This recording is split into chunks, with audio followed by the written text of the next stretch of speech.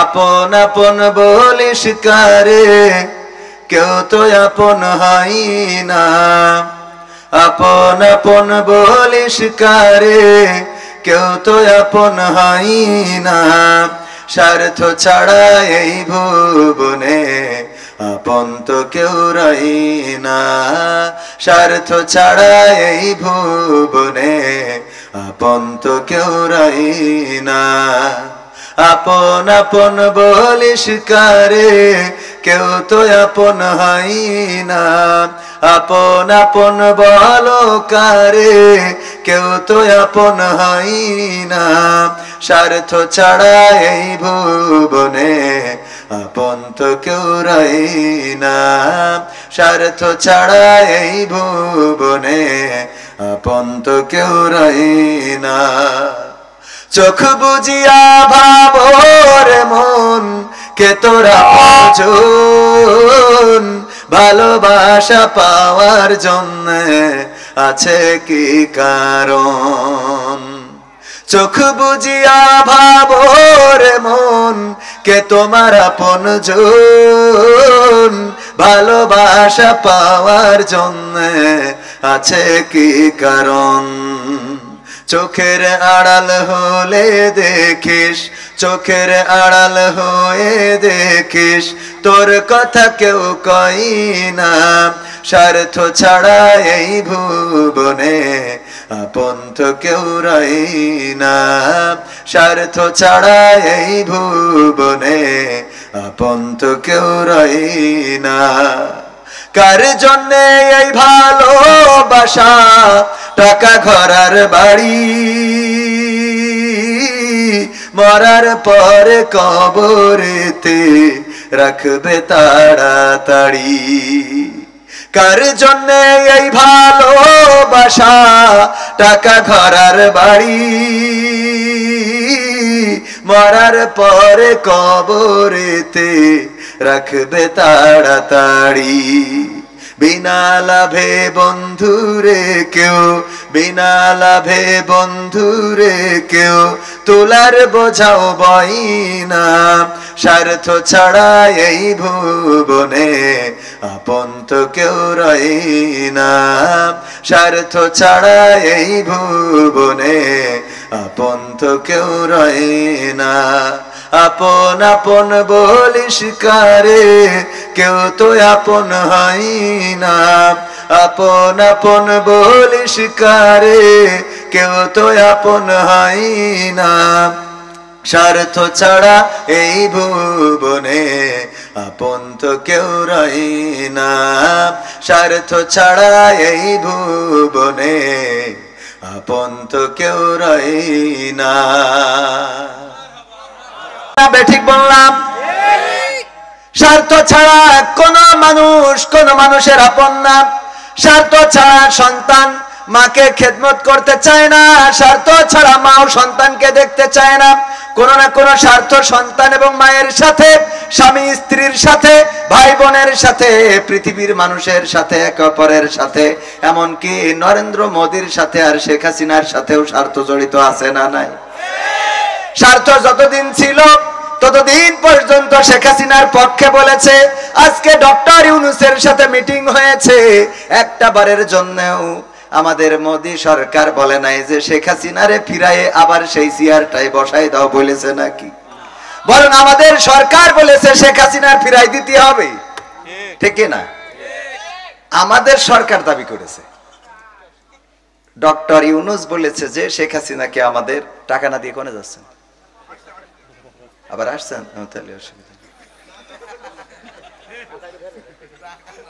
ও আমার ভাইয়েরা, এই জন্য স্বার্থ ছাড়া কবির বিন সামাদ এখানে আসে নাই।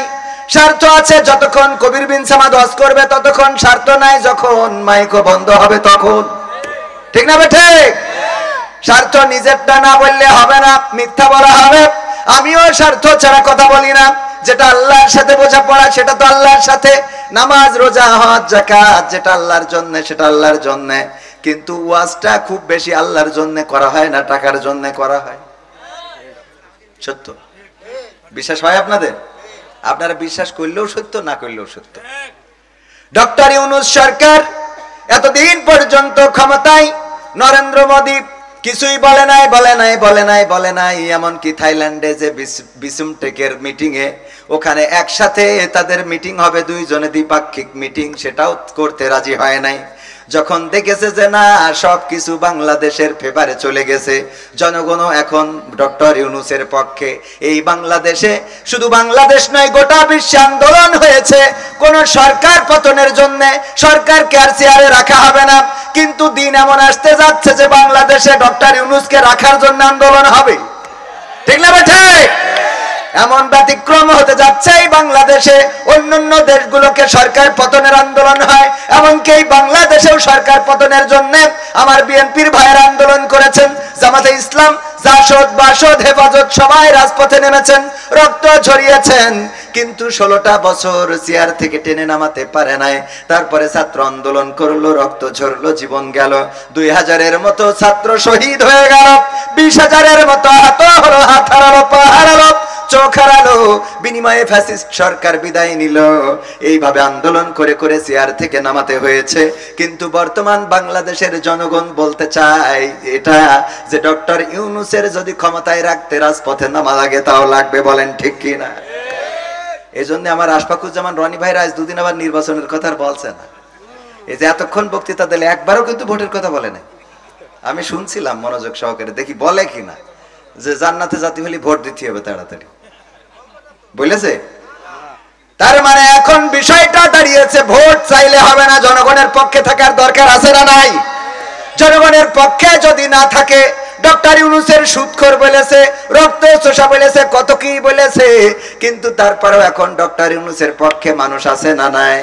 কারণ জনগণের পক্ষে যারা, জনগণও তাদের পক্ষে আছে না নাই? জনগণের পক্ষে যদি থাকে, জনগণের হক যদি আদায় করে দিতে পারে, তবে জনগণ স্বার্থ পাইলে জনগণ ওই স্বার্থের কারণে ডক্টর ইউনূসকে চাই, বলেন ঠিক কিনা? আমার গানটা ছিল সেটা, স্বার্থ ছাড়া কেউ কোনো কথা বলতে চায় না, স্বার্থ আছে যতক্ষণ আমার আশফাকুজ্জামান রনি ভাইকে দাওয়াত দিয়েছে, এই এলাকায় জানে তিনি একজন প্রভাবশালী মানুষ, পকেটে টাকা মোটামুটি থাকে, সব সময় ঝাড়া দিলেই কিছু পড়ে, এই কারণে মাহফিল গুলোতে একটু ডাকে, আমাদের ডেকে দেয় আর উনার ডেকে নেয়, ঠিক না ভাই? ঠিক। সব জায়গায় স্বার্থ, স্বার্থ ছাড়া পৃথিবীর একটা কদমও ঘুরতে চায় না। কিন্তু আল্লাহ রাব্বুল আলামিন আমাদের কাছে কি স্বার্থ খুঁজেছেন? আল্লাহ রাব্বুল আলামিন বলেছেন, ওয়া খালাকতুল জিন্না ওয়াল ইনসা ইল্লা লিয়াবুদুন, আমি জিন এবং মানব জাতিকে সৃষ্টি করেছি আমি আল্লাহ তাআলার ইবাদত করার জন্য। আল্লাহর ইবাদত করার জন্য পাঠালেন এই দুনিয়ায়, আর এই বান্দাকে কি দিলেন? আল্লাহ রাব্বুল আলামিন হাত দিলেন, পা দিলেন, চোখ দিলেন, কান দিলেন, কথা বলার শক্তি দিলেন, চলার শক্তি দিলেন, না চাইতেই বিবি দিলেন, সন্তান দিলেন, সন্তান যাদের আছে তারা বাবা হয়েছেন, ঠিক না? বউ যাদের আছে স্বামী হয়েছেন, হয়েছে না? আবার যাদের স্বামী আছে তারা স্ত্রী হয়েছেন। আল্লাহ রাব্বুল আলামিন না চাইতে এত কিছু দান করে দিলেন। এরপরেও যারা আল্লাহর ইবাদত করে না, এদের মতো অকৃতজ্ঞ মানুষ থাকতে পারে? এবার অকৃতজ্ঞ ঝিকর গাছাই নাই? আছে? ঝিকর গাছাই আছে কি নাই? আমিও তো ঝিকর গাছার মানুষ, আমিও জানি এই ঝিকর গাছাই অকৃতজ্ঞ আছে কি নাই। এই ঝিকর গাছা তো সেই ঝিকর গাছা যেই ঝিকর গাছাই আমাকে ইসলামী ব্যাংকের সামনে থেকে কলার ধরে টানতে টানতে নিয়ে গেল মাত্র 3 বছর আগে। বলতেছে আল্লামা সাঈদী মুক্তির গান গেয়ে বেড়ান, কোন উদ্দেশ্য নিয়ে বলেন? আল্লামা সাঈদীর গান গান, রাষ্ট্র যারে রায় দিয়েছে তার পক্ষে কেন গান বলেন? আমাকে 3 বছর আগে, এবং সেটা লাইভ করলো। লাইভ করে কেউ কয় কোনো সাউন্ড হবে না, খালি মায়ের হবে। কি হবে? মায়ের হবে। আমরা কিছুই বলি নাই, এখনো বলছি না, বলবো না, কারণ বিচারের মালিক কে?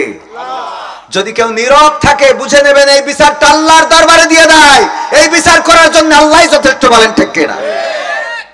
যারা ওই দিন উপহাস করেছিল, কবির বিন সামাদ এই ব্যানারে এই নামটা লেখাই নিষিদ্ধ ছিল।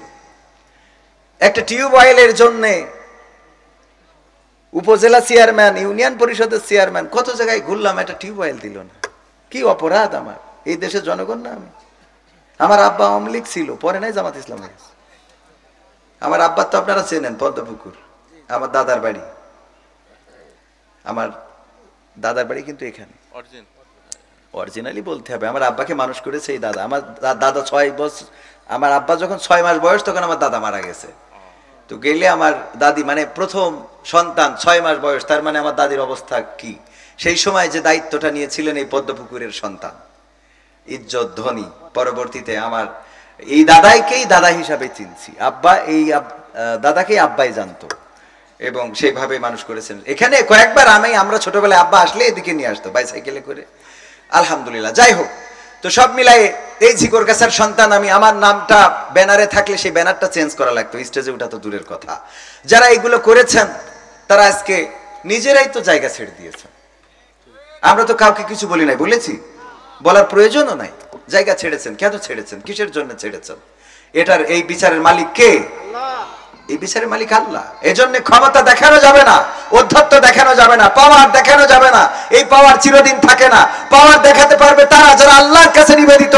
আমি পবিত্র কোরআনের যে আয়াতে কারিমা তেলাওয়াত করেছি, আল্লাহর নবীকে দিয়ে আল্লাহ বলছেন, কুল ইন্না সলাতি ওয়া নুসুকি ওয়া মাহইয়ায়া ওয়া মামাতি লিল্লাহি রাব্বিল আলামিন। ওগো নবী, বলো, তোমার উম্মতদেরকেও বলতে বলো, আমাদের সবার জন্য এটা প্রযোজ্য। বলো, নিশ্চয় আমার সালাত, আমার কুরবানি, আমার জীবন, আমার মরণ কার জন্য?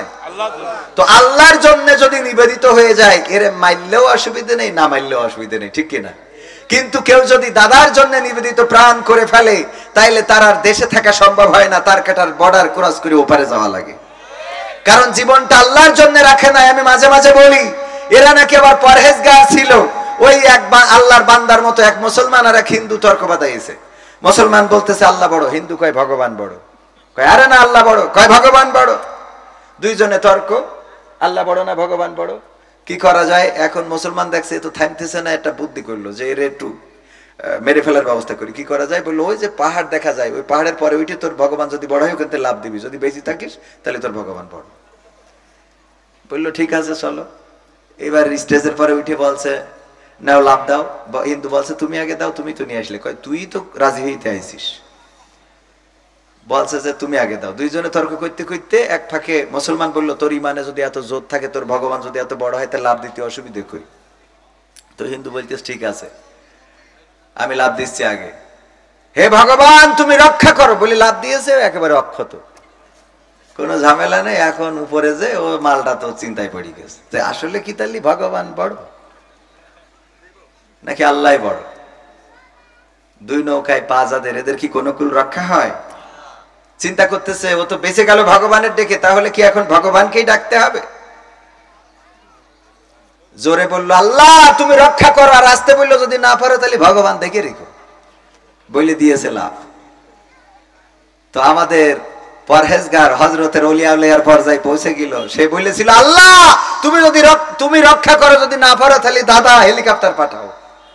ঠিক না বে ঠিক? আল্লাহ যদি না পারে তাহলে দাদা আছে। যাই হোক, যে কথায় ছিলাম যে স্বার্থ ছাড়া পৃথিবীর কেউ আপন হয় না। আজকে ডক্টর ইউনূস প্রমাণ করে দিয়েছে যে বাংলাদেশ বিশ্বের দরবারে মাথা উঁচু করে দাঁড়াবে। বিসমটেকের চেয়ারম্যান উনি প্রধান হয়েছেন, ঠিক না? আন্তর্জাতিক যে সংগঠন বা সংস্থা বা যাই হোক না কেন, এত ভালো গবেষণা এখনো করার সুযোগ হয় নাই। তো এখানকার দায়িত্ব দিয়ে দিয়েছেন, বুঝে দিয়েছেন ডক্টর ইউনূসের কাছে। এটা প্রমাণ করে যে বাংলাদেশ এখন বিশ্বের বুকে মাথা উঁচু করে দাঁড়াবে। এই দেশ নিয়ে আর ষড়যন্ত্র করে পার পাওয়া যাবে না। আজকে মোদির সাথে বৈঠকে তিস্তার পানি চুক্তি নিয়ে কথা হয়েছে, বর্ডারে মানুষ হত্যা নিয়ে কথা হয়েছে, অপপ্রচার নিয়ে কথা হয়েছে। দাঁত ভাঙা জবাব দিয়েছেন ডক্টর ইউনূস, দেখিয়ে দিয়েছেন তিনি বাপের বেটা। যখন এসেছেন নরেন্দ্র মোদী সহ কূটনীতিক যারা ছিল সব দাঁড়ায় সম্মান করেছে, বলেন ঠিক কিনা? শুধু সম্মান করিনি, আসলি খাই ওং শান্তি নমো নমো নমস্কার বলিস না, বলে নাই? যখন ঢুকছে মাথায় রাখবেন, যারা অপেক্ষায় থাকে উনারা বড় নন, বড় তিনি যিনি আসেন। কথা কয় না, আমার কথা মনে বোঝেননি? এই যে মাহফিলে আপনারা যারা বসে আছেন, আপনারা তো বসে আছেন, এখানে অতিথি যারা মেহমান যারা তারা একের পর এক আসছে, ঠিক কিনা? তাহলে আপনারা অপেক্ষায় আছেন, বড় কারা? যারা অতিথি মানে আসবে, আমি না, উনার মতো। তো এই যে উনারা কি আপনাদের থেকে বড়, তো বসে আছে, দেখেছেন কিনা আপনারা? ভিডিওটা চোখে পড়েছে? বসে আছেন নরেন্দ্র মোদী সহ অন্যান্য কূটনীতিক ভারতের, আর ডক্টর ইউনূস ঢুকলো, সবাই দাঁড়িয়ে গেল, আর মোদী বলতেছে ওং শান্তি নমো নমো। ঠিক না বে ঠিক? এটা প্রমাণ করে দেয় যে ডক্টর ইউনূস ওদের থেকেও বড়। আর ছবি একটা দিয়ে দিয়েছে যে আমি তো সেই মাল, 10 বছর আগে তুই আমার গলায় মালা পরাইলি কি। আর আমাদের দিদি যেইতে নিজে ধর্ম নিজের মুসলমান, যেইতে ওখানে আবার তিলক লাগাইতো, কথা কয় না, ঠিক না বেঠে? কোন মুসলমান যদি কোন ধর্মের অনুসরণ করে, সেই ধর্মের কোনো কিছু ধারণ করে, তার মুসলমান পরিচয় দেওয়ার কোনো অধিকার থাকে না। কারণ একজন মুসলমানের সন্তান এই দেশে ইসলাম প্রচারের জন্য এসেছিল, বঙ্গবন্ধুর পরিবার ইরাক থেকে এসেছিল ইসলাম প্রচারে, সেই পরিবারের সন্তান হয়ে তিলকের কলঙ্ক মাথায় লেপন করে প্রমাণ করে দিয়েছে মুসলমানের সাথে পরিবারের সম্পর্ক নেই। তারপরে আবার বলে যে শেখ হাসিনা পালাই নাই। কি করেছে? শেখ হাসিনা হিজরত করেছে। কি করেছে? তো হিজরত যদি করে থাকে তা মক্কা মদিনায় যাবে, তোর দাদার দেশে যাবে কেন? হ্যাঁ, যেখানে গেলে দুটো সোয়াব হবে নাকি? যেখানে গেলে দুইটা সোয়াব পাওয়া যাবে, ইবাদত বন্দী করা যাবে। হিজরত তো সেখানে হবে, হিজরত দাদার দেশে হয় কেন খালি? তো এই জন্যে এটা প্রমাণ করে দেয় যে ইসলামের সাথে তাদের কোনো সম্পর্ক ছিল। আর ডক্টর ইউনূস যতদিন আছে এই দেশে অন্তত পথ হারাবে না। আমরা নির্বাচন চাই। আবার আপনি মনে করেন না যে নির্বাচন চাইলে তো, নির্বাচন না হলে তো আমাকে জামাত ক্ষমতায় যাইতে পারবে না। তো এই জন্য নির্বাচনের দরকার আছে না নাই? প্রয়োজনীয় সংস্কার করেই তারপরে নির্বাচনে যেতে হবে। এরকম করলে হবে না, দে নির্বাচন করে দে ইলেকশন, একটু চেটে পুটে খায়, দেশটা মোদের নামে দলিল করতে চাই, আমরা দেশটা মোদের নামে দলিল করতে চাই। এই চাইলে কি হবে? চেটে পুটে খাওয়ার জন্য নির্বাচন হবে না। এবার নির্বাচন জনগণ রায় দেবে। এই দেশের জন্য যারা জীবন বাজি রাখতে পারে, এই দেশের জন্য যারা রাজপথে দাঁড়াতে পারে, এই দেশের জন্য যারা ফাঁসির কাস্টে ঝুলতে পারে, এই দেশের জন্য যারা রক্ত ঝরাতে পারে, তাদেরকে রাষ্ট্রের ক্ষমতায় আনা হবে। বলেন ঠিক না? এরপর আরেকটা স্লোগান উঠেছে, বলবো বলে নিয়ে আলোচনা যায়। সেটা হলো এখন বলতে চাচ্ছে সব দল দেখা শেষ, দাড়ি টুপির বাংলাদেশ। এই জন্য ভাই জানো দাড়ি রেখেছে, আলহামদুলিল্লাহ, রাখেন, রাখলে কাজে লাগবে। টুপিও আছে ভাই। এখন ইসলামের কথা যেভাবে বলে আমার তো মনে আছে জিগর গাছায় আমাদের আর দাওয়াত হবে না। কারণ ভাই বুঝতে পেরেছে যে সব দল দেখা শেষ, কথা কয় না, দাড়ি টুপির বাংলাদেশ। দাড়ি টুপির হাতে দিয়ে দেখতে চাই যে কি স্বাদ। আমরা ইংরেজদের শাসন দেখেছি, প্রায় 200 বছর তারা শাসন করেছে, আমাদের উপরে জুলুম করেছে, নির্যাতন করেছে, নিষ্পেষণ করেছে। তারপরে আমরা পাকিস্তান দেখেছি, আমাদের পাকিস্তানরা 23টা বছর আমাদের উপরে জুলুম করেছে, নির্যাতন করেছে, ধর্ষণ করেছে, গণধর্ষণ করেছে, হত্যা করেছে, লুটতরাজ করেছে, আমাদের উপরে যা মনে চাই তাই করেছে। তারা শান্তি দিতে পারে নাই। এরপরে আমরা 71 দেখলাম, 71 পরবর্তী আজ স্বাধীনতার 53 বছর পার হয়ে গেল। আমরা স্বাধীনতা পরবর্তী, কেউ বলেছে নতুন বাংলা গড়বে, কেউ বলেছে সবুজ বাংলা গড়বে, কেউ বলেছে আলোকিত বাংলা গড়বে, কেউ বলেছে সোনার বাংলা গড়বে, কেউ বলেছে ডিজিটাল বাংলা গড়বে। আর আমার ওয়াইদুল কাদের কাকা স্মার্ট বাংলা গড়তে যে স্টেজই ভেঙে ফেলেছে। ঠিক না ভাই? ঠিক। এত কিছু গড়তে চেয়ে যেহেতু পারে নাই, সুতরাং আমাদের বক্তব্য হলো আর সোনার বাংলা, নতুন বাংলা, সবুজ বাংলা, সোনালী বাংলা, রূপালী বাংলা, দীপালি বাংলা, পূবালী বাংলা, ডিজিটাল বাংলা, স্মার্ট বাংলা এইগুলো দেখার ইচ্ছা নাই।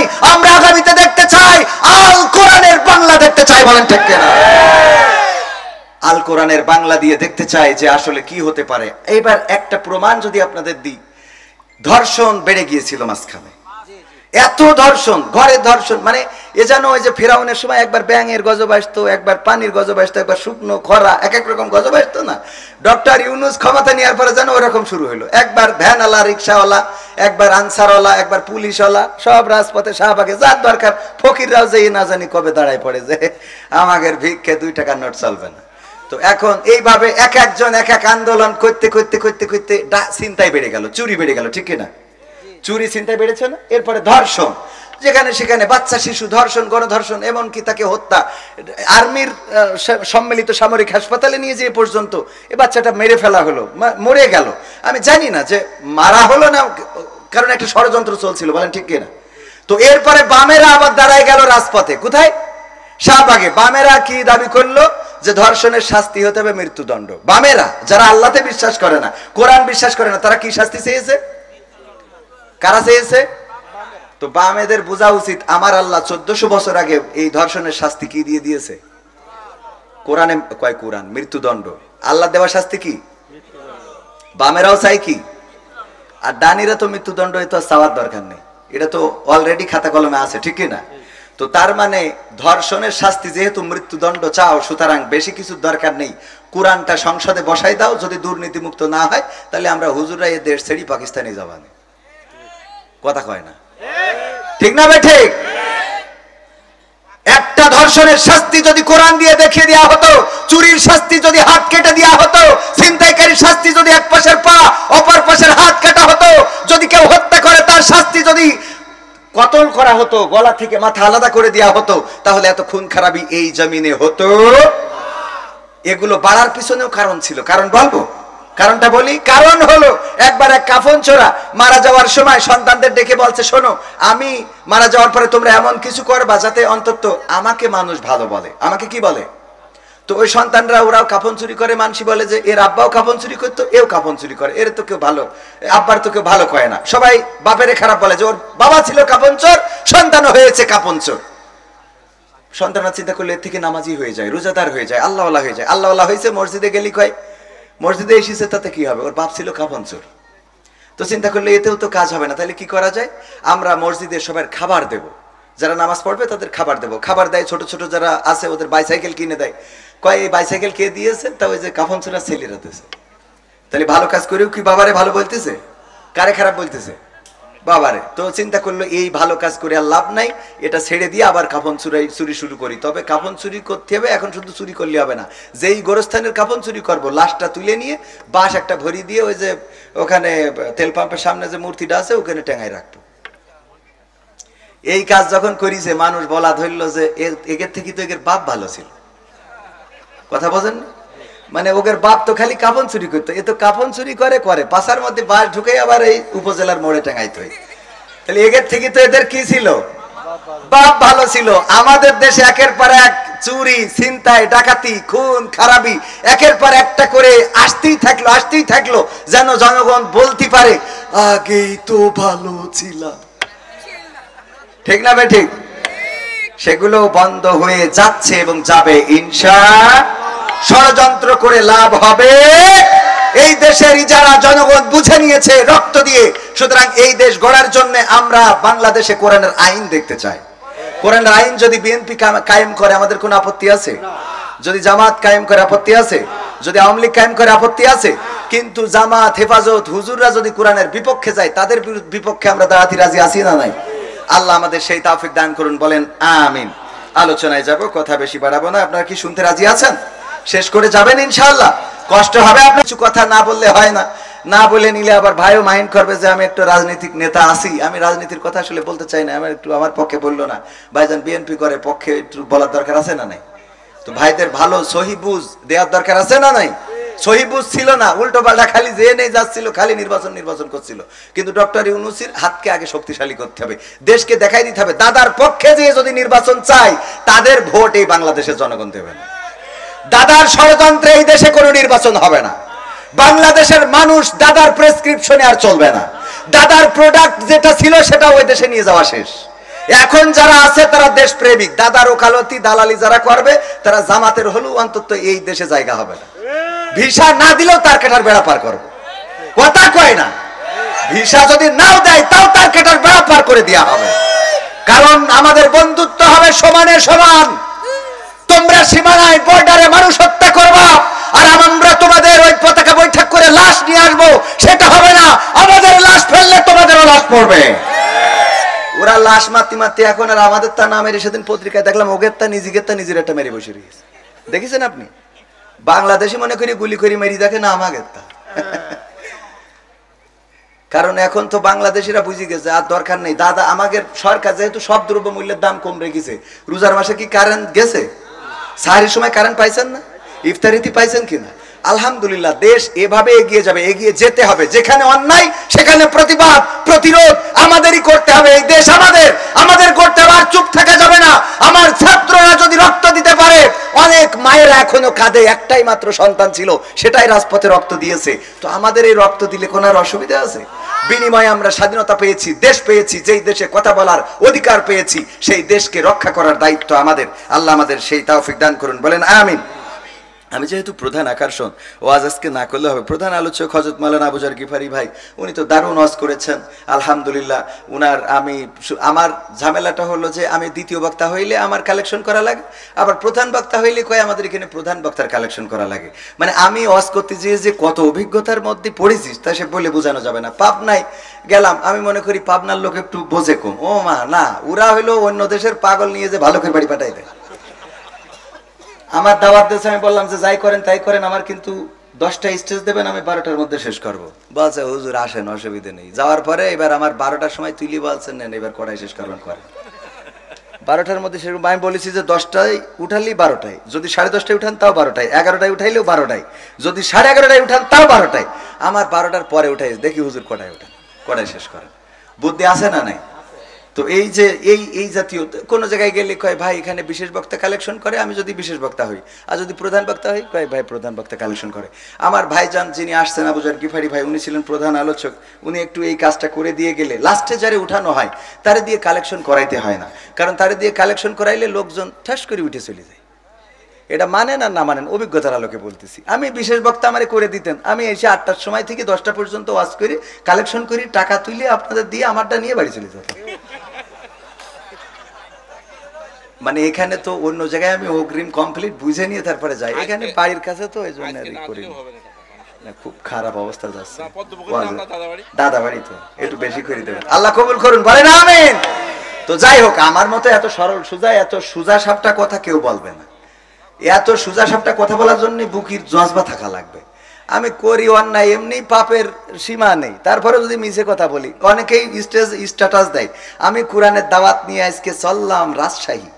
তো তোর দাওয়াত টাকা না দিলে তুই রাজশাহী তো তোর জীবনে জাতি দেখিনি। রাজশাহী কি তুই তো আমাকে ছুটি পুরো আসিস না, কথা কয় না। ও কোরআনের দাওয়াত নিয়ে চলে যাচ্ছে রাজশাহী, টাকা না দিলি তো আসে না, বলেন ঠিক না ভাই? ঠিক। তো যাই হোক, আজকের এই মাহফিল কিসের উদ্যোগে? 12তম বাৎসরিক তাফসীরুল কোরআন মাহফিল পদ্মপুকুর দারুস সালাম কুরআনিয়া হাফিজিয়া ও এতিমখানার উদ্যোগে। এই মাহফিলের শ্রদ্ধাভাজন সভাপতি রয়েছেন জনাব মোহাম্মদ আব্দুল আজিজ খোকন সাহেব, যিনি সভাপতি পদ্মপুকুর দক্ষিণপাড়া জামে মসজিদ, এবং আজকের প্রধান অতিথি হিসেবে রয়েছেন আমার পাশে জনাব শ্রদ্ধাভাজন বড় ভাই মোহাম্মদ আশফাকুজ্জামান খান রনি। এছাড়া আলোচনা করেছেন হযরত মাওলানা আবু যর গিফারি, আলোচনা করেছেন অত্র অঞ্চলের আরও অন্যান্য উলামায়ে কেরাম। পরিচালনায় রয়েছেন মোহাম্মদ আব্দুর রহমান, যিনি পরিচালক রাজাতুল জান্নাত মহিলা মাদ্রাসা। এছাড়া আমার সামনে উপবিষ্ট দিনদার ইমানদার মুসলমান ভাই বাবাজিরা, পর্দার অন্তরালে আমার মা এবং বোনেরা, সবাইকে অন্তরস্থল থেকে আনুষ্ঠানিকভাবে সালাম জানাচ্ছি, আসসালামু আলাইকুম ওয়া রাহমাতুল্লাহ। আল্লাহর শুকরিয়া আদায় করছি যে মহান রব দয়া করে মায়া করে আমাদেরকে মানুষ হিসাবে সৃষ্টি করেছেন, আজকের এই পরিবেশে আসার বসার তৌফিক দান করেছেন। যেই সময় পদ্মপুকুর হাসপাতালে অনেকেই আছে মৃত্যু যন্ত্রণায় কাতরাচ্ছে, এখানে না থাকলেও সদরে আছে, যে আল্লাহ এতগুলো মুসিবত থেকে মুক্ত রেখে এখানে এসে বসার তৌফিক দান করেছেন, সেই রবের শুকরিয়া আদায় করে সবাই পড়ছি আলহামদুলিল্লাহ। আল্লাহর শুকরিয়া আদায় করলে আল্লাহ রাব্বুল আলামিন নিয়ামত বাড়িয়ে দেন, বলেন সুবহানাল্লাহ। যদি কেউ একবার সুবহানাল্লাহ বলেন, বুখারী শরীফের হাদিস হলো যে আল্লাহ রাব্বুল আলামিন এই জমিনের যত খালি জায়গা আছে সমপরিমাণ সওয়াব তার আমলনামায় দিয়ে দেন, বলেন সুবহানাল্লাহ। সুবহানাল্লাহ বললে কোনো অসুবিধা নাই, সুবহানাল্লাহ, আলহামদুলিল্লাহ, লা ইলাহা ইল্লাল্লাহ, আল্লাহু আকবার, যদি কেউ একবার এই 4টা কালিমা পড়ে আল্লাহ রাব্বুল আলামিন তার জন্য জান্নাতে একটা বীজ বপন করে দেন, যেটার চারা হয় এবং পরকালে ওই জান্নাতের গাছের ছায়া তলে সেই স্থান পাবে। আল্লাহ নবী সাল্লাল্লাহু আলাইহি সাল্লাম বর্ণিত হাদিস। সম্মানিত ভাইয়েরা, এই জন্য আল্লাহ রাব্বুল আলামিনের জিকির করা, তার তাসবিহ জপা, আমরা এগুলো না জপে এখন তো অনেকেই অনেক রকম জিকির বানাই নিয়েছি, কেউ হ্যাঁ হ্যাঁ করে, কেউ এই করে তাই করে, কত রকম জিকির। জিকির শয়তান ফেল মেরে জিকির, মানে ভয় পেয়ে গেছে যে এটা কি। এই জিকির আছে না নাই? শয়তান কয় তোরা থাক বাংলাদেশে, আমি চলে গেলাম, কারণ আমার আর এখানে কোনো ডিউটি নেই, তোরা যা করছিস তাতে আমার আর কোনো ডিউটি আছে না নাই, এরকম। এরপরে আমি একটা জিনিস সেদিনও আলোচনায় বললাম, আমার একটা বিষয় মনে হতো যে শয়তান কি আসলে রোজার মাসে কি বাইন্ধে রাখে, মানে ওর কি শৃঙ্খলিত করা হয়? তো আমি ঈদের দিন প্রমাণ পাইছি যে আসলেই ওর বেঁধে রাখা হয়, ওর ঈদের দিন ছেড়ে দেওয়া হয়। কারণ ঈদের দিন আমি যা উদো চ্যাংড়াতে যা দেখলাম, আর মহিলাদের মেয়েদের যা দেখলাম তাতে আমার বুঝা শেষ যে ঠিকই শয়তানা ছেড়ে দিয়েছে, ও একদম এসে গ্যাটিস মেরি গিয়ার দিয়ে সব রাস্তায় নামাইতেছে। ঠিক না বেঠিক? গদখালি আমি যাওয়ালো, আমি ওই দিন আবার আরেক জায়গায় দাওয়াত ছিল, জনখাট থেকে ছিল দুইটা, ওই দিন আবার দুইটা প্রোগ্রাম ছিল। যাই হোক, প্রোগ্রাম ছিল, চলে গেছিলাম ঈদের দিন। তো সব মিলাই এই যে অবস্থাগুলো দেখেছেন না, আর মা বোনদের ধৈর্য আছে। আমি ধৈর্য পাইছি শয়তানের ধৈর্যের উপরে ধৈর্য আমি কারো দেখি নাই। আপনাদের মনে হয়? আল্লাহ বলেছে কি, ইন্নাল্লাহা মাআস সাবিরিন, আল্লাহ ধৈর্যশীলকে পছন্দ করে, এবং সেই ধৈর্যশীল শয়তানের উপরে আমি একটাও পাই নাই। কারণ এই শয়তান দেখেন, আশফাকুজ্জামান খান রনি ভাই এখন নামাজ রোজা করে, আল্লাহ লাগিরি করতেছে, এই জন্যই শয়তান কোনোদিন মনে করবে না যে ও যেহেতু বিএনপি করতে এখন জামাত মার্কা হয়ে গেছে, যা করে আর আমি ধোকা দেবো। কথার কথা, মানে আল্লাহর রাস্তায় যে চলেন, টুপি দিয়ে দাড়ি দিয়ে চলছেন, শয়তান এটা মনে করে না যে যেহেতু সে নামাজি হয়ে গেছে তাহলে ওর আর ধোকা দেব না, এটা মনে করে? কথা কয় না। শয়তান কি এটা মনে করে? একজন নামাজি যখন মসজিদে যায়, নামাজি হয়ে গেছে, শয়তান কি মনে করে ও নামাজ পড়ে আর ওর ধোকা দেব না? বরং শয়তান ওর পিছনেই লেগে থাকে মৃত্যুর আগ পর্যন্ত। যখন সে মারা যাবে তখনও তার পিছনে লেগে থাকে যে কি করে ওর ওই জায়গা থেকে ফিরিয়ে আনা যায়। ঠিক না বেঠিক? হ্যাঁ। এরপরে দেখেন, মা বোনদের কথা বলছিলাম। আমার মা বোনেরা এই ঈদের দিন বেরোলো, মাথার মধ্যে যে কটা সিফটি পিন আর পেরেক মারা, এত পেরেক মারার ধৈর্য পুরুষদের আছে বলে আমার মনে হয় না। বলেন, বরং পুরুষরা কি খোঁজে, একটা গোল গলা গেঞ্জি ঠাস করে গলায় পরাই দেবে, বুতাম লাগানোরও টাইম নেই। বুতাম যেন না লাগানো লাগে, আর বুতাম যদি থাকে তাও খুলে থুয়ে দেবে, এর দুটো লাগাই দিয়েছে আর এগুলো খোলা, কলারটা ভাঁজতে সুন্দর করে রাখবে, তাও টাইম নেই যুবকদের। কথা কয় না। আর মা বোনেরা সিফটি পিন তো সিফটি পিন, এগুলো লাগাইছে, উন্নাটা ভালো উন্না ভাঁজ করে 4 বানাইছে, 7 বানাই। তারপরে যে লিপস্টিকের বাইরে দিয়ে আবার তার কাটার বর্ডার এমনি দিয়ে চিকন করি, এত কায়দা করি, ও তো দ্বিতীয়তে একটা ধৈর্যের দরকার আছে। বলেন, এরপরে কি করে? তারপরে যে পোশাক আশাক মেকআপ করিয়েছে সুন্দর করে সাদা করি, তারপরে আবার একটু লাল মেরি দেশ। বলছেন যে হুজুর আপনি এত খেয়াল করে দেখেন, বাবারে চোখের সামনে তো পড়ে। ধৈর্য আছে না নাই? তো শয়তান ছেড়ে দিয়া রোজার মাস চলে গেল, আত্মসংযমের মাস। এত আত্মসংযম করলাম যে আমরা ডিজে পার্টি বাজাই, ডিজে বড় বড় পিকআপ গুলোতে স্পিকার ভাড়া করে নিয়ে সেখানে আমার যুবকেরা, তরুণেরা, কিশোরেরা এত নাচানাচি করছে, গাড়ি থেকে পড়ে যাচ্ছে, মারা যাচ্ছে, হাসপাতালে যাচ্ছে। অন্য ধর্মাবলম্বীরা চিন্তা করতেছে এইরাম ঈদ না আসাই ভালো। কথা কয় না। এটা কি মুসলমানের অনুষ্ঠান হচ্ছে? এদের জন্য আমাদের প্রতিবাদ প্রতিরোধ করার মতো মানুষ আছে? এই সমাজে প্রতিবাদ প্রতিরোধ করার মতো কোনো মানুষ দেখি না। দুঃখ লাগে যে এইগুলো বাধা দেওয়ার মতো মানুষ নাই, বরং এইগুলো করানোর জন্য মানুষ আছে। ছুটিপুরে আমি মাহফিলের আয়োজন করলাম, বিভিন্ন দোহাই দিয়ে আইন দিয়ে বন্ধ করা হলো, মাহফিলের দিন বন্ধ করা হলো। আজকে সেখানে নোবেল এসে নাচা গাওয়া করতেছে, মেয়ে ছেলে একসাথে, একটা মানুষ পাইলাম না এই অনুষ্ঠানের বিরুদ্ধে কথা বলার। আমি নিজেও সেখানে ছিলাম নাচা গাওয়ার আগ পর্যন্ত, কারণ আমি ওই কলেজের ছাত্র, আমাদেরও দায়িত্ব ছিল, গিয়েছিলাম। কিন্তু চলে এসেছি অনুষ্ঠানের আগে, নাচের আগে, গানের আগে। এমনকি অনুষ্ঠানটাই কোরআন তেলাওয়াতটাও আগে করানো হয়নি। আমার আশফাকুজ্জামান খান রনি ভাই সাক্ষী, আগে নাচানো হয়েছে। ঠিক না বেঠিক?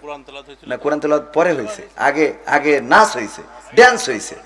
4 জনে আগে ড্যান্স করে নিছে, তারপরে কোরআন তেলাওয়াত। চিন্তা করা যায়, একটা মুসলিম দেশে কথা বলার কেউ নাই, ওখানে আলেম ওলামাও ছিলেন, কাউকে প্রতিবাদ করতে দেখলাম না।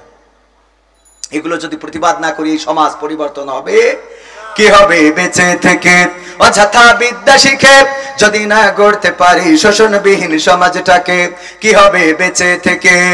কি হবে ছাত্র সেজে চুমু খেয়ে সনদ খানা, যদি হয় বিদ্যালয়টা পরিমণিদের আড্ডাখানা? কি হবে ছাত্র সেজে চুমু খেয়ে সনদ খানা, যদি হয় বিদ্যালয়টা নায়িকাদের আড্ডাখানা? এর চেয়ে মরাই ভালো, দেশ ছেড়ে যাওয়াই ভালো, এর চেয়ে মরাই ভালো, দেশ ছেড়ে যাওয়াই ভালো।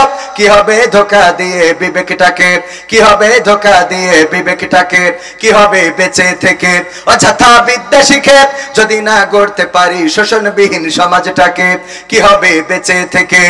কি হবে লেখালেখি কলমবাজির ওই মহড়া, সমাজের আসল চিত্র যদি না যাই তুলে ধরা?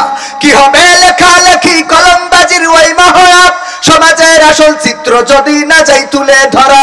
যদি ওই ঘুষের বলে কলমটা উল্টো চলে, যদি ওই হ্যালো কলে ক্যামেরা উল্টো বলে, তবে কি যাবে রোখা দুর্নীতিকে, তবে কি যাবে রোখা দুর্নীতিকে, কি হবে বেঁচে থেকে অযথা বিদ্যা শিখে যদি না গড়তে পারি শোষণবিহীন সমাজটাকে, কি হবে বেঁচে থেকে, কি হবে যুবক নামের বোঝা হয়ে এই ধরাতে যেখানে মা বোনেরা ধর্ষিতা হয় দিনে রাতে, কি হবে যুবক নামের বোঝা হয়ে এই ধরাতে যেখানে মা বোনেরা ধর্ষিতা হয় দিনে রাতে, যৌবনের সার্থকতা ঘুচিবে সকল ব্যথা, যৌবনের সার্থকতা ঘুচিবে সকল ব্যথা, পারো যদি বলি দিতে মানুষরূপী পশুটাকে, পারো যদি বলি দিতে মানুষরূপী পশুটাকে, কি হবে বেঁচে থেকে অযথা বিদ্যা শিখে যদি না গড়তে পারি শোষণবিহীন সমাজটাকে, কি হবে বেঁচে থেকে, কি হবে নামাজ রোজা ইমানদারির বড়াই করে কোরআনের খাদেম যারা তারা যদি থাকে কারাগারে, কি হবে নামাজ রোজা ইমানদারির বড়াই করে কোরআনের কর্মীগুলো থাকে যদি কারাগারে, মসজিদের কোণে বসে জিকির যত করো কষি, মসজিদের কোণে বসে তাসবিহ যত টানো ঠেসে, এভাবে যাই না পাওয়া আল্লাহকে, এভাবে যাই না পাওয়া আল্লাহকে, কি হবে বেঁচে থেকে অযথা বিদ্যা শিখে যদি না গড়তে পারি শোষণবিহীন সমাজটাকে, কি হবে বেঁচে থেকে, কি হবে, কি হবে ইমাম হয়ে, কি হবে আলেম হয়ে ইমাম সেজে মসজিদেতে, পারো যদি সত্য কথা উচ্চ স্বরে না বলিতে, এমন ইমাম আছে না নাই? হক কথা উচ্চ স্বরে বলে না, জায়গা বুঝে লাইন বুঝে কথা বলে, যেই কথা বললে মার খাওয়া লাগবে না, যেই কথা বললে ইমামতি যাবে না, যেই কথা বললে বেতন বেড়ে যাবে, এরকম কথা বলে এমন ইমাম আছে না নাই? এমন ইমাম হওয়া যাবে না। হক কথা স্পষ্ট করে বলতে হবে। রিজিকের মালিক কোন মসজিদের সভাপতি নন, রিজিকের মালিক কোন মসজিদের সেক্রেটারি নন, রিজিকের মালিক কোন মসজিদের ম্যানেজিং কমিটি নন, রিজিকের মালিক কে? কি হবে আলেম হয়ে ইমাম সেজে মসজিদেতে, পারো যদি সত্য কথা উচ্চ স্বরে না বলিতে, চাকরির ভাই করো যদি ছেড়ে দাও ইমামতি, চাকরির ভাই করো যদি ছেড়ে দাও ইমামতি, কি হবে ধোঁকা দিয়ে আল্লাহকে, কি হবে ধোঁকা দিয়ে আল্লাহকে, কি হবে বেঁচে থেকে অযথা বিদ্যা শিখে যদি না গড়তে পারি শোষণবিহীন সমাজটাকে, কি হবে বেঁচে থেকে, কি হবে নেতা হয়ে জনবলে ঘাড় ফুলিয়ে রাজপথ গরম দেখে যদি থাকো ঘরে শুয়ে, এমন নেতা আছে না নাই? রাজপথ গরম দেখলে নেতারে আর রাজপথে পাওয়া যায় না। এই নেতা দেখার জন্য গোটা সংসদটা দেখলেই তো হয়ে যায়। শেখ হাসিনা থেকে শুরু করে গোটা এমপি মন্ত্রী সব একবারে চলে গেছে একযোগে। আমাদের উপজেলা চেয়ারম্যান, ভাইস চেয়ারম্যান, ইউনিয়ন পরিষদের চেয়ারম্যান একযোগে চলে গেছে না? এই নেতারা বলতো যে কি শাহবাগে বললো আমরা যদি পিশাব করে দিই বানের পানির মতো ভাসি যাবে। আমি বললাম তোমাদের বানের পানির মতো দরকার নেই, খালি এসে ওই স্যালোর পানি যেখানে পড়ে ওখানে একটু মুইতে 1 বিঘে জমি ভাসাই দাও দেখি, ঠিক না বে ঠিক? লিকচার ক্ষমতা থাকলে লিকচার বড় বড় দেয়া যায়। রাজপথে দাঁড়ানোর মতো বড় দুঃখ হয় যে শেখ হাসিনা 16টা বছর যেসব গোলামদেরকে কুকুরদেরকে পালন করেছে, একটা কুকুরও রাজপথে নামে নাই, বলেন ঠিক কিনা? আবার তারাই আমাদেরকে দেখলে ঘেউ ঘেউ শুরু করে দিত। আমাদেরকে দেখার পর 71-এর রাজাকার, এই মুহূর্তে বাংলা ছাড়, আমরা রাজাকার নই, বাংলাদেশের পাসপোর্ট নিয়ে এখানে বসবাস করি। দাদাদের রাজাকার যারা তারাই আমাদেরকে রাজাকার বলে থাকে। রাজাকার কারা তারা প্রমাণ করে দিয়েছে এই দেশ থেকে ওপারে যে, ঠিক না বে ঠিক? এই দেশ যাদের, তারা এই দেশে থাকবে না, জেলে যাক, ফাঁসি হোক, ফাঁসির কাস্টে। ওনার নেত্রী বেগম খালেদা জিয়া শত জুলুম সহ্য করেছেন এই দেশে, ঠিক কিনা? আর আমাদের নেতারা তো ডাইরেক্ট জুলুম সহ্য করে একেবারে ফাঁসির কাস্টে ঝুলে ওপারে চলে গেছে, ঠিক না বেঠে? ক্ষমতায় কেউ স্থায়ী হয় না, হোক না সে হাসিনা কি বারে না, সে আরটা চিরকাল থাকে না। ক্ষমতায় কেউ স্থায়ী হয় না, মুজিবুর বেশি দিন থাকেনি, জিয়াউর কেউ তো রাখেনি। মুজিবুর বেশি দিন থাকেনি, জিয়াউর কেউ তো রাখেনি। এরশাদ চলে গেছে পৃথিবী ছেড়ে, এরশাদ চলে গেছে পৃথিবী ছেড়ে, কেউ আজ তার কথা কয় না, ক্ষমতায় কেউ স্থায়ী হয় না। হাসিনা ক্ষমতা ধরে রাখতে আয়না ঘর বানিয়েছিল, জনগণের রোশন হলে দাদার দেশে পালিয়ে গেল। হাসিনা ক্ষমতা ধরে রাখতে আয়না ঘর বানিয়েছিল, জনগণের রোশন হলে দাদার দেশে পালিয়ে গেল। ডিবি হারুনের পাশে আর, ডিবি হারুনের পাশে আর পরিমণিদের দেখা যায় না, ক্ষমতায় কেউ স্থায়ী হয় না। হোক না সে হাসিনা কিবারে না, সে আরটা চিরকাল থাকে না। ঠিক না বেঠে? এই চেয়ার চিরকাল থাকবে না, চেয়ার ছাড়াই লাগবে।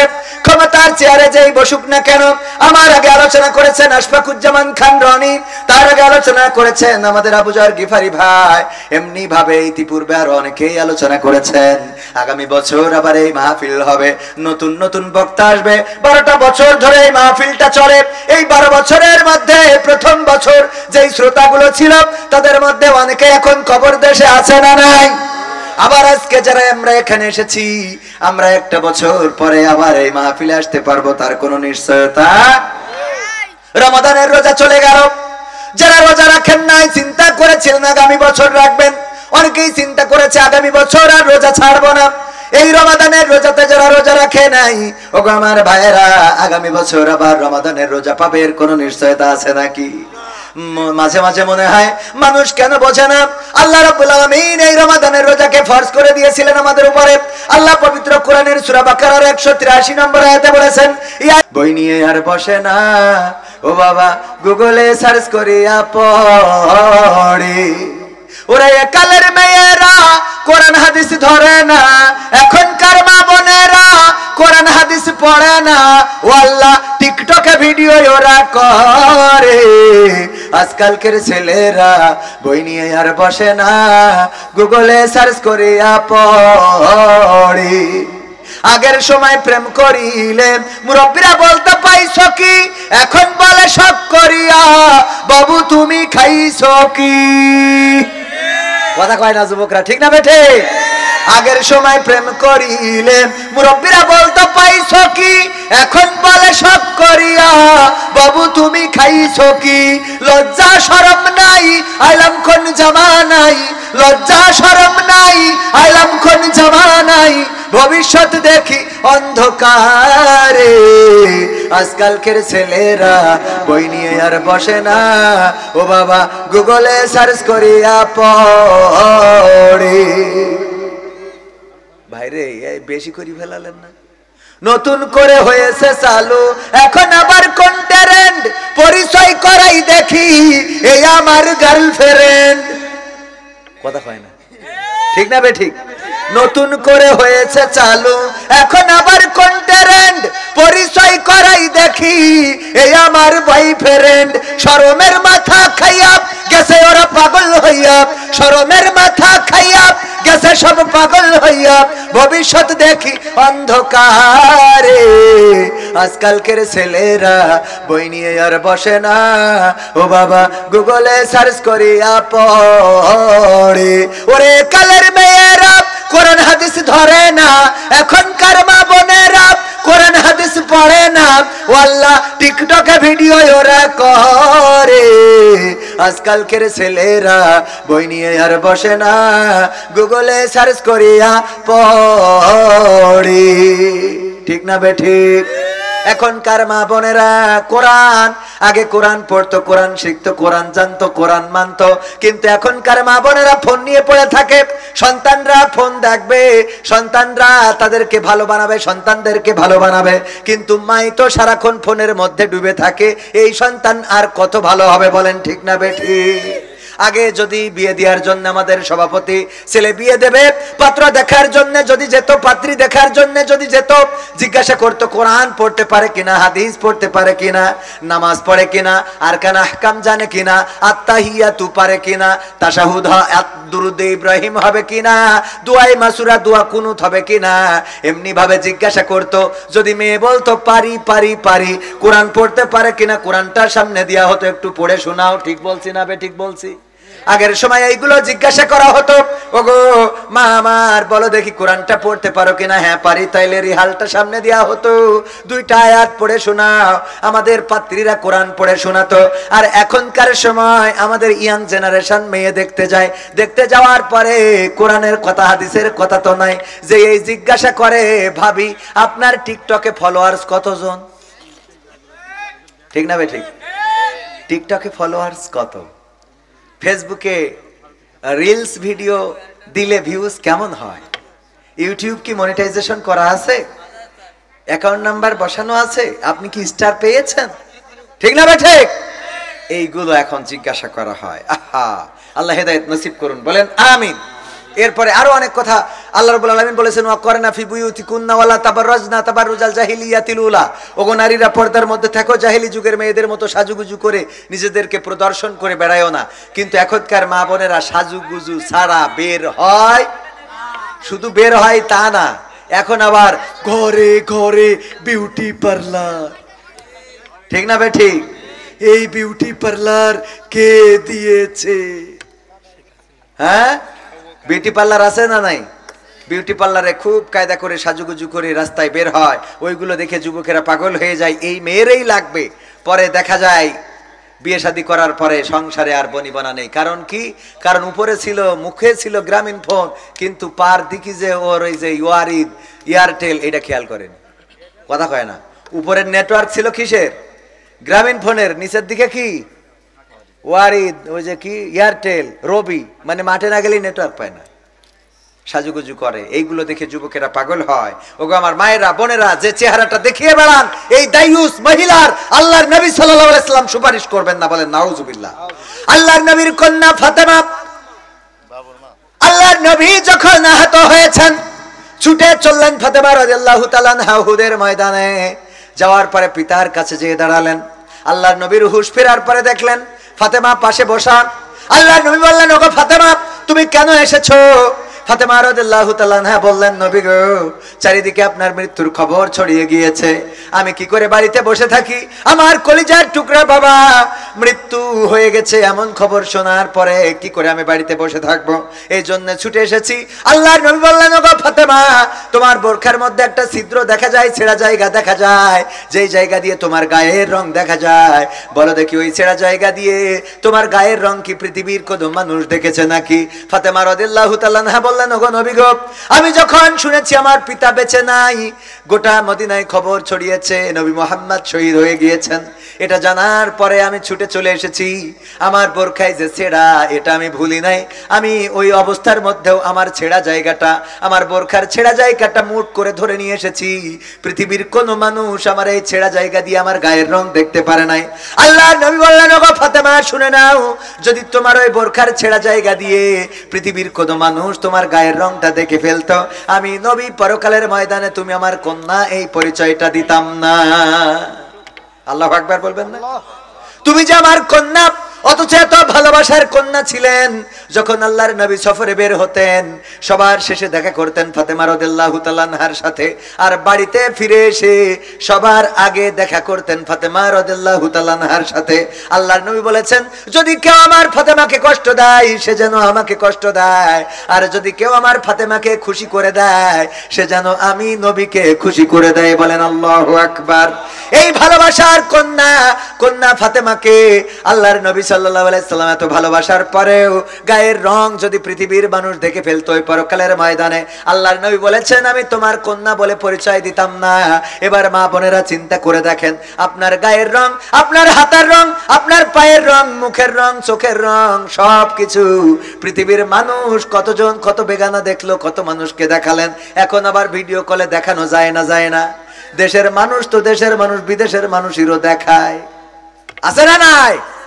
ওগো আমার ভাইয়েরা, ওগো আমার মায়েরা, ওগো আমার বোনেরা, এই জন্য পর্দা বজায় রেখে চলতে হবে। আল্লাহ সবাইকে সেই তৌফিক দান করুন, বলেন আমিন। এরপরে 10 ব্যাগ বাকি ছিল, কয় ব্যাগ? ফজলু ভাই 500 টাকা, আল্লাহ দানকে কবুল করে নিন, নেখায়াত দান করে দিন, বলেন আমিন। কাশীপুর মহিলা মাদ্রাসার শিক্ষক 2 বস্তা সিমেন্ট করলেন দান, আল্লাহ বাড়িয়ে দাও, সম্মান নেখায়াত দিয়ে দাও, মনের স্বপ্ন পুরা করে দাও, আপনজনদের কবুল করে নাও। আর 8টা ব্যাগ বাকি, এই 8টা ব্যাগ দেওয়ার মতো নাম কি কেউ লিখিয়েছেন? নাম যদি না লিখাই থাকেন তাইলে আরো 2-1টা সঙ্গীত শোনাবো, প্রবাসীদের গান। হ্যাঁ হ্যাঁ, জাহিদ ভাই 1 ব্যাগ আর 7 ব্যাগ বাকি। যেই গানটা গাওয়ার কারণে আমার শিকড় গাছায় কলার ধরে টেনে নিয়ে যে নির্যাতন করলো, নিষ্পেষণ করলো, যেই ভাইরা নির্যাতন করেছিল পরবর্তীতে ক্ষমা চেয়ে নিয়েছিলেন, সেই সময় আমি বলেছিলাম কিছুই মনে করি নাই, কিন্তু আমরা মনে করি আর না করি, মনে করার মালিক কে? আল্লামা সাঈদীকে যারা ফাঁসির কাস্টে ঝুলাতে চেয়েছিল, ফাঁসির কাস্টে ঝুলাতে পারে না এটা ঠিক, কিন্তু তাদের ষড়যন্ত্র থেমে থাকে নাই। তারা আল্লামা সাঈদীকে কি করলো? জেলখানা থেকে নিয়ে গেল, চিকিৎসার নামে ইনজেকশন পুশ করে শহীদ করে দিল। 2023-এর 14ই আগস্টে আল্লামা সাঈদীকে শহীদ করা হলো। 2024-এর 14ই আগস্ট আর আসে নাই, 5ই আগস্ট একেবারে পুটলা পুটলি বাইন্দে নিয়ে দাদার দেশে যাওয়া লাগলো, বলেন ঠিক কিনা? যেই লোকগুলো আল্লামা সাঈদীর ওসিয়াত করা কবর দেওয়ার কথা ছিল কোথায়? খুলনায় সিদ্দিকিয়া আলিয়া মাদ্রাসায় আল্লামা সাঈদীর ওসিয়াত করা কবরস্থানটা সেই জায়গায় তৈরি করা ছিল। ওসিয়াত করা জায়গাটাই খুলনায় যারা কবর দিতে দেয় নাই, তারা বলেছিল খুলনার ইহুদি দেলোয়ার হোসাইন সাঈদী, বলেন নাউজুবিল্লাহ। ওরা স্লোগান দিয়েছিল, এখনো অনলাইনে আছে না নাই, খুলনার ইহুদি দেলোয়ার হোসাইন সাঈদী।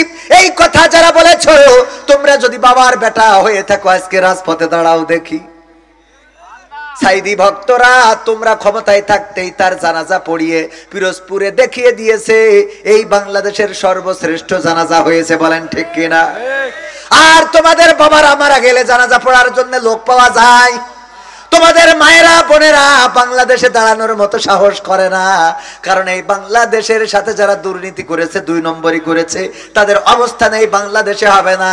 আর দেশপ্রেমিক যারা, তারা শহীদ হয় ঠিকই, তাদের কবর দিতে না দিলেও এই জমিনে তাদের কবর আছে না নাই? আছে না নাই?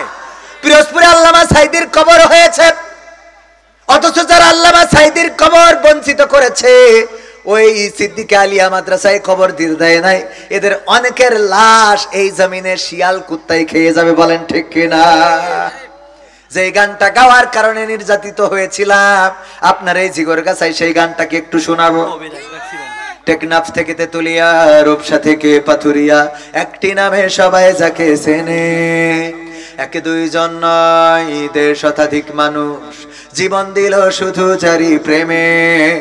সেই মানুষের মুক্তি চেয়ে যেতাম আমি গান গে, সেই মানুষের মুক্তি চেয়ে যেতাম আমি গান গে, সেই মানুষটি নাই দুনিয়ায় নাই।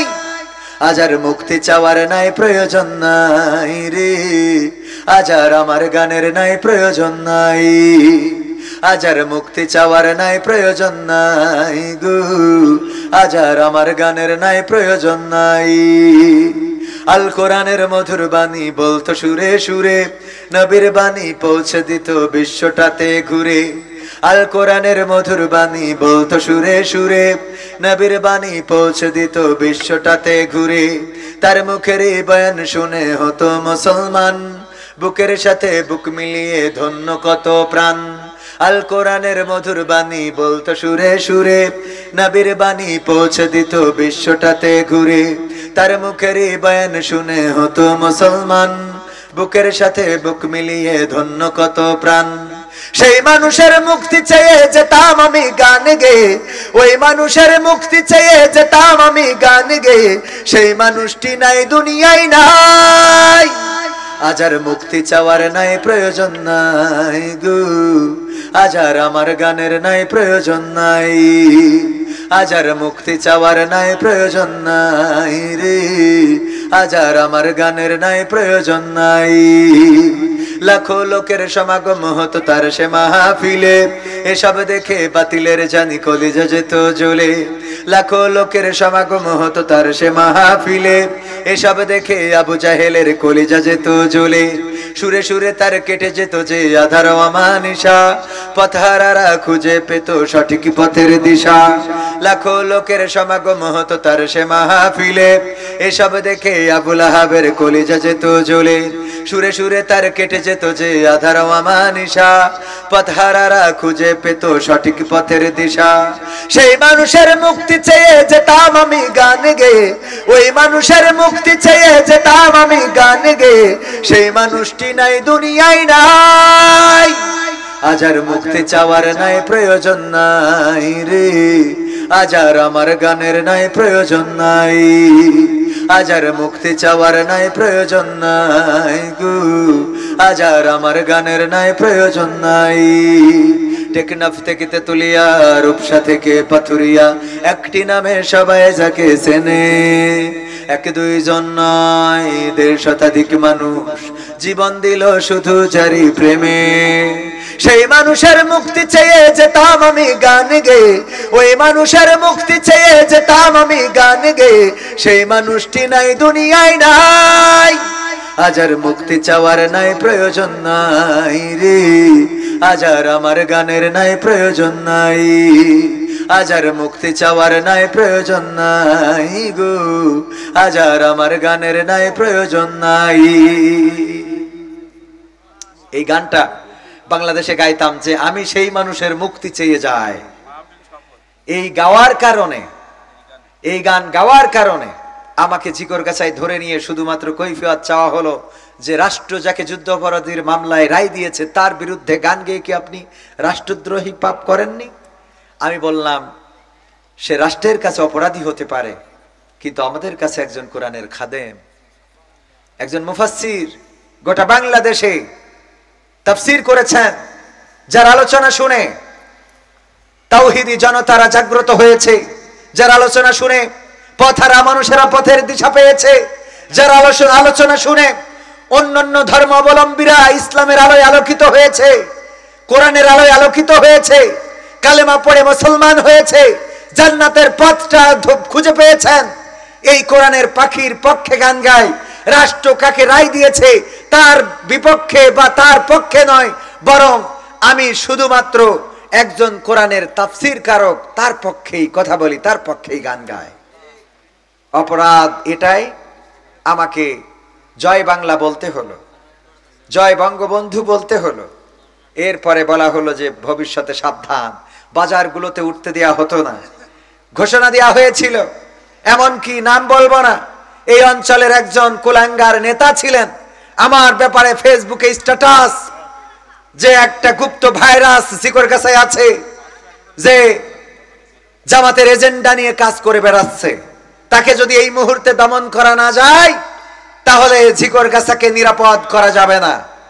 আমাদের দমন করে তোমরা নিরাপদ হতে পারবে না, বরং আমাদের রক্ষা করলেই তোমাদের নিরাপত্তা আসবে।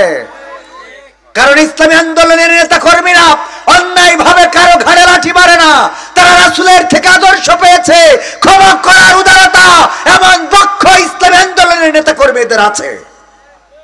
দেখাতে পারবেন কোন ইসলামী আন্দোলনের নেতা কর্মীরা কারোর বাড়ি যে বাড়ি ঘর ভেঙেছে? দেখাতে পারবেন একটা? ভাঙে নাই। বরং এই মানুষদেরকে রক্ষা করলেই তোমাদের রক্ষা হয়ে যেত। রক্ষা করার মালিককে? তোমরা যাদেরকে এই দেশ থেকে বিতাড়িত করতে চেয়েছো তারা কিন্তু এই দেশে আছে। আমরা মরলেও লাখ টাকা, বাঁচলেও লাখ টাকা। আমরা তো শহীদি তামান্না নিয়ে ঘুরে বেড়াই, আমরা তো মরার জন্য প্রস্তুত। আমরা বলেছি প্রথমে যে আয়াতে কারিমা তেলাওয়াত করেছিলাম, মনে আছে? ইন্না সলাতি ওয়া নুসুকি ওয়া মাহইয়ায়া ওয়া মামাতি লিল্লাহি রাব্বিল আলামিন, সূরা আল আনামের 162 নম্বর আয়াত মনে হয়। আমার হাফেজ সাহেব আছেন, উনি আমার ঠিকানা তানজিমুল কোরআন ক্যাডেট মাদ্রাসা। আমি একটা মাদ্রাসা করেছি জানেন আপনারা, ছুটিপুরে। আবাসিক চালু হবে আগামী 13 তারিখ থেকে। 180 জন ছাত্রছাত্রী আমরা প্রথম বছরেই, আমাদের ক্যাপাসিটি নাই, ছিল 120, কিন্তু 180 জন নিতে হয়েছে। প্রতিনিয়ত ফেরত দিতে হয় ছাত্রছাত্রী। উনি সেই মাদ্রাসার শিক্ষক, আমার থেকে অনেক বড় আলেম, অনেক বড় ওয়াইজিন, অনেক বড় কোরআনের। উনার কাছ থেকে আজকেও কোরআন শুনে এখানে আসছে, ঠিক তো? বললাম ভাই একটু কোরআন পড়েন। আমি তো কিছু না, আমি তো এমনি মনে করেন এই ওই যে খালি ঢোল বাজে বেশি এই করি, মনে করেন আমার খালি টাকা বেশি নেওয়া ছাড়া আর অন্য কোনো যোগ্যতা আছে বলে মনে হয় না। বাকি যোগ্যতা উনাদের, কিন্তু উনারা টাকা পায় না। এই হলো সময়। ওনাদের একটু টাকা দিলে ভালো করে নিতে পারতো। যাই হোক, ওনাকে সাথে করে নিয়ে আসছি। এই মাদ্রাসায় এই মাদ্রাসাটা করেছি। এই মাদ্রাসার হিফজুল কোরআন বিভাগ হবে খুব তাড়াতাড়ি।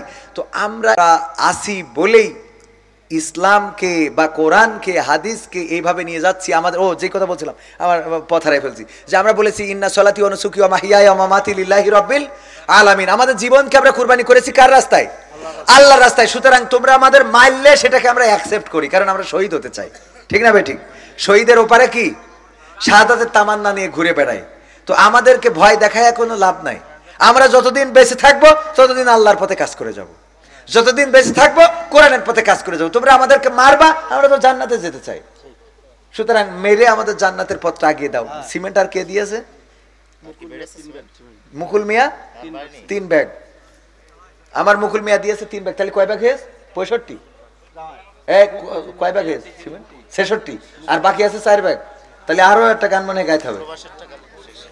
আমার বাংলাদেশের প্রবাসীদের গল্প বলি শোনো, আমার জিকর গাছার প্রবাসীদের গল্প বলি শোনো। এ গল্প তো কল্পনা নয়, তোমরা কি তা জানো?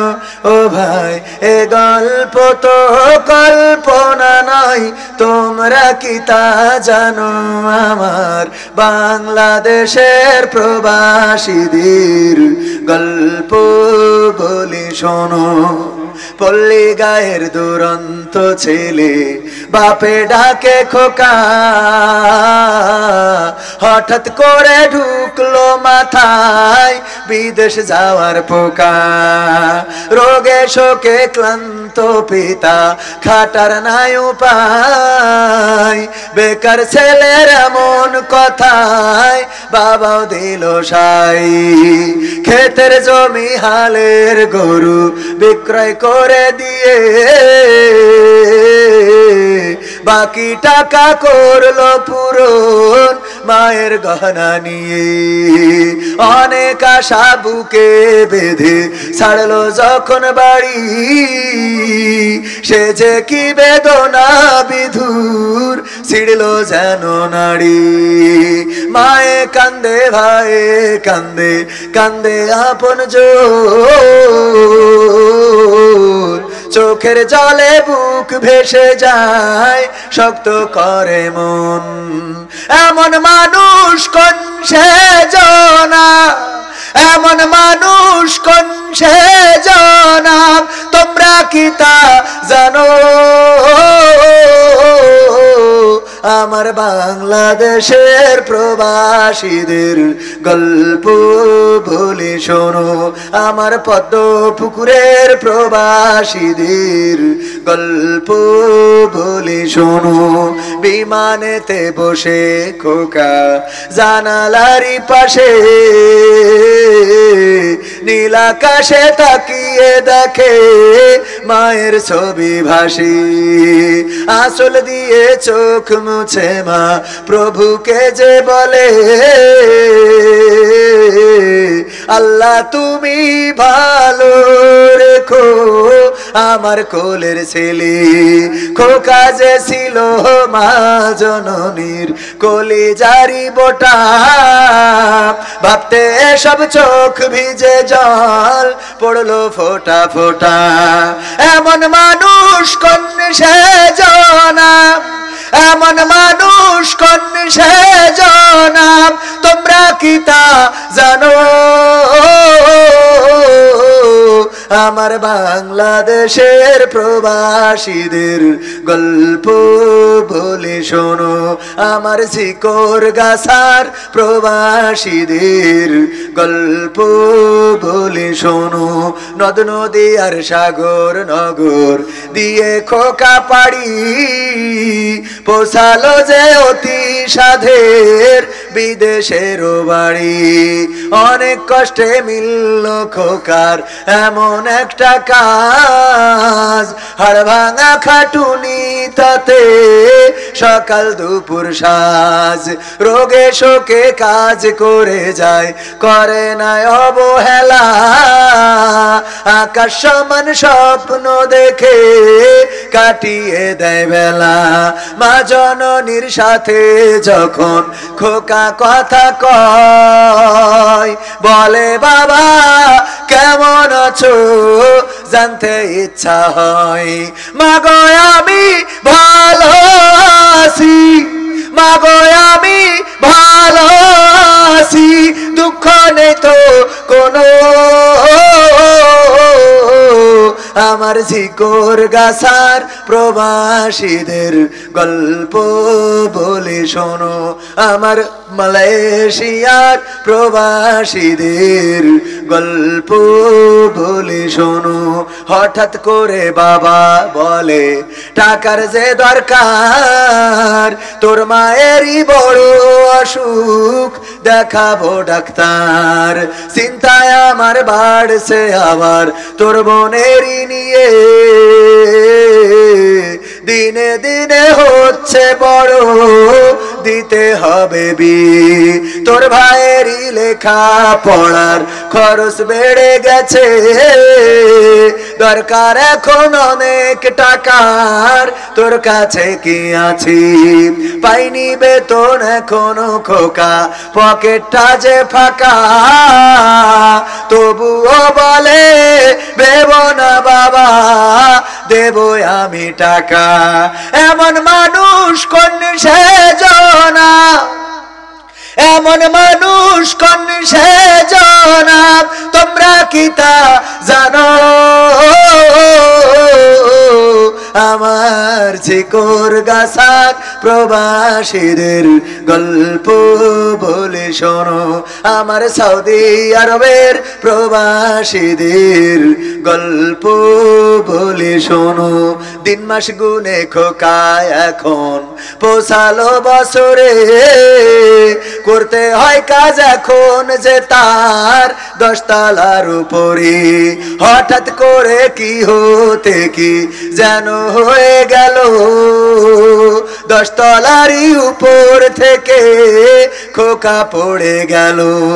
আকাশ সমান স্বপ্নগুলো আকাশে গেল উড়ে, দেহ থেকে প্রাণ পাখিটাও গেল যে ভাই ছিড়ে। বন্ধুরা যে সে দেখে রক্তে তরতর, নিথর দেহ পড়ে আছে জমিনের উপর। এমন মানুষ কোন সেজনা, এমন মানুষ কোন সেজনা, তোমরা কি তা জানো?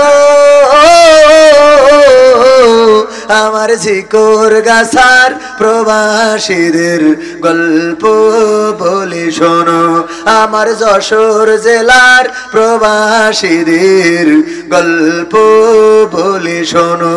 পাঠাতে হবে লাশটা দেশে, আপন তো কেউ নাই, বন্ধুরা সব মিলে মিশে করলো এ কাজটাই। শুনে এ খবর মা জননীর সে কি আহাজারি, তার কান্দনে আকাশ বাতাস হচ্ছে যে ভাই ভারী। অবশেষে খোকার কফিন পৌঁছালো যে বাড়ি, ভাই বোনার গায়ের স্বজনের সে কি আহাজারি। মা জননী কেঁদে বলে ওরে আমার ছেলে,